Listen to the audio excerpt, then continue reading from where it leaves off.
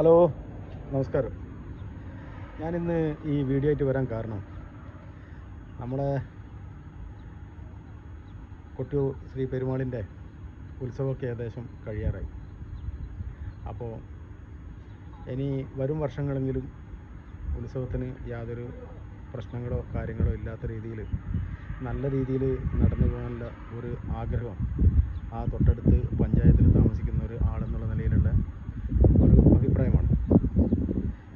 എൻ്റെയൊക്കെ ചെറുപ്പത്തിൽ നമ്മളൊക്കെ കൊട്ടിയൂർ അമ്പലത്തിൽ ദർശനത്തിന് പോകുമ്പോൾ ആറളത്തുനിന്ന് നടന്നിട്ട് ഒന്ന് രണ്ട് പുഴയൊക്കെ കടന്ന് ആറളത്തുനിന്ന് നടന്ന് കൊട്ടിയൂർ അമ്പലത്തിൽ പോയി ഏകദേശം രാവിലെ വിട്ടാൽ വൈകുന്നേരം ഒക്കെ ആവും അവിടെ എത്താൻ.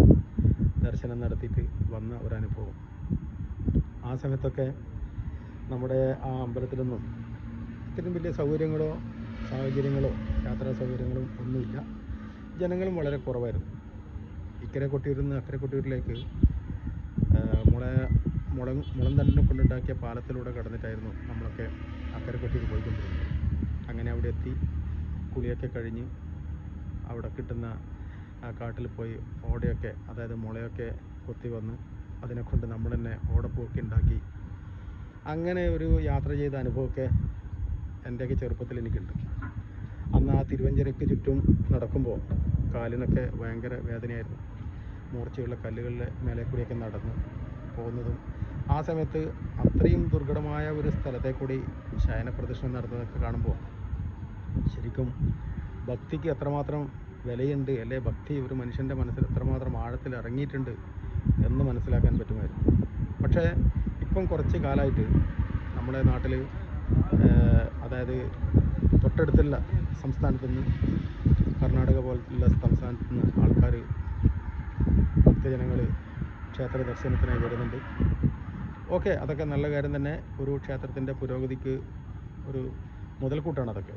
ഈ ക്ഷേത്രവുമായി ബന്ധപ്പെട്ട്, അല്ലെ ഏത് ക്ഷേത്രവുമായിട്ട് ബന്ധപ്പെട്ടിട്ടും ഉത്സവങ്ങൾ നടക്കുമ്പോൾ ആ പ്രദേശത്തുള്ള ഒരുപാട് ജനങ്ങൾക്ക് ഒരുപാട് സാമ്പത്തികമായിട്ടുള്ള മെച്ചങ്ങൾ പല മേഖലയിലുള്ള ആൾക്കാർക്ക് ഉണ്ടാകും. അതൊരു സത്യമാണ്.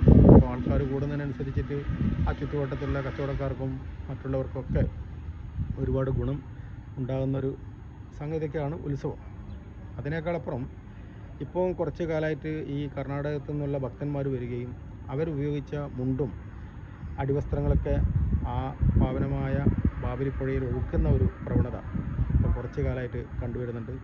ഈ ഒരു പ്രവണത നമ്മൾ കൂടുതലായിട്ട് കണ്ടത് വർഷങ്ങളായി ശബരിമലക്ക് പോകുന്ന ഒരു അനുഭവം വെച്ച് നോക്കുമ്പോൾ, ശബരിമലയിൽ പമ്പാ നദിയിൽ ഇങ്ങനെ ഈ വസ്ത്രങ്ങളൊക്കെ ഒഴുക്കി ആ നദിയെ മൊത്തത്തിൽ മലിനമാക്കുന്ന ഒരു പ്രവണത കണ്ടുവരുന്നുണ്ട്.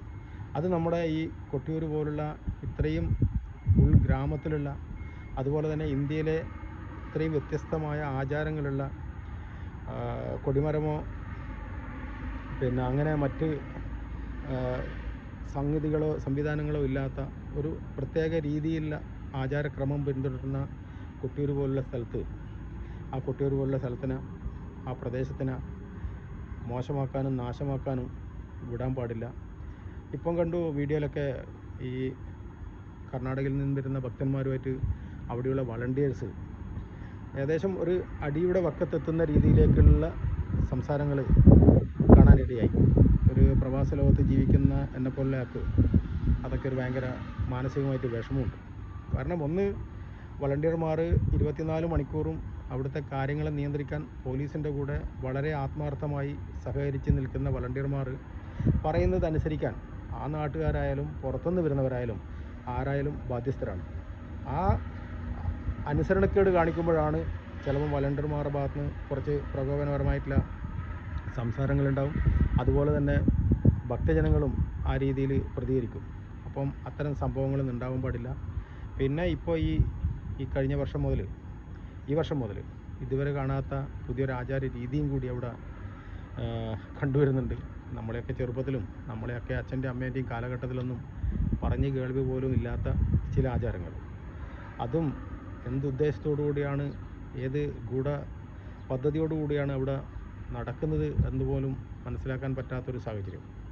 പറയാനുള്ളത്, ഈ ക്ഷേത്രത്തെ, അതായത് ദക്ഷിണകാശി എന്ന് പറയുന്ന ഇന്ത്യയിലെ ഒരുപാട് ഒട്ടനവധി ക്ഷേത്രങ്ങളിൽ നിന്ന് വ്യത്യസ്തമായ ആചാര രീതികളിലൂടെ പോകുന്ന ആ ക്ഷേത്രത്തെ, അതുപോലെ തന്നെ പ്രകൃതിയുമായി അത്രയും ഇണങ്ങി നിൽക്കുന്ന ആ ക്ഷേത്രത്തെ നശിപ്പിക്കാതെ ആ ക്ഷേത്രം ഇനിയും ഒരുപാട് ഉയർച്ചയിലേക്ക് എത്തട്ടെ.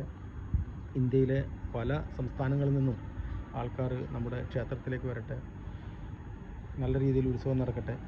കൂടാതെ പ്രത്യേകം എടുത്തു പറയേണ്ടത്, ആ ഒരു പ്രദേശത്ത് വരുന്ന വാഹനങ്ങളെ ഉൾക്കൊള്ളാനുള്ള ഒരു സംവിധാനവും സാഹചര്യമൊന്നും ആ ചുറ്റുവട്ടത്തില്ല. പക്ഷേ അവിടെയുള്ള ജനങ്ങൾ, അത് മറ്റ് ഇതര മതത്തിൽപ്പെട്ട ആൾക്കാരും നല്ല രീതിയിൽ സഹകരിച്ച് പാർക്കിങ്ങിനായാലും മറ്റുള്ള കാര്യത്തിനൊക്കെ ആയാലും നല്ല രീതിയിൽ ഭക്തന്മാരായിട്ട് സഹകരിക്കുന്നുണ്ട്. ദേവസ്വം ബോർഡും പറ്റുന്ന രീതിയിലുള്ള ആ ക്ഷേത്രത്തിന് ഒരു ബുദ്ധിമുട്ടില്ലാത്ത, പ്രകൃതിക്ക് മോശം വരാത്ത രീതിയിലുള്ള വികസന പ്രവർത്തനങ്ങൾ നടത്തുന്നുണ്ട്. അതുകൊണ്ട് അതും മനസ്സിനൊക്കെ ഒരുപാട് സന്തോഷം തരുന്ന ഒരു സംഗതിയാണ്. എന്തായാലും വരും വർഷങ്ങളിൽ ഒരു ബുദ്ധിമുട്ടോ കാര്യങ്ങളോ ഒരു അനാവശ്യമായ വാക്കുതർക്കങ്ങളോ ഇല്ലാതെ നമ്മുടെ ഈ കൊട്ടിയൂർ പെരുമാളിൻ്റെ ഉത്സവം വളരെ ഗംഭീരമായി നടത്താൻ ദേവസ്വം ബോർഡും അതുപോലെ അതുമായി ബന്ധപ്പെട്ട എല്ലാവരും സഹകരിച്ച് നല്ല രീതിയിൽ മുന്നോട്ട് പോകണം എന്നാണ് എനിക്ക് ഒരു അവസരത്തിൽ പറയാനുള്ളത്. നമസ്കാരം.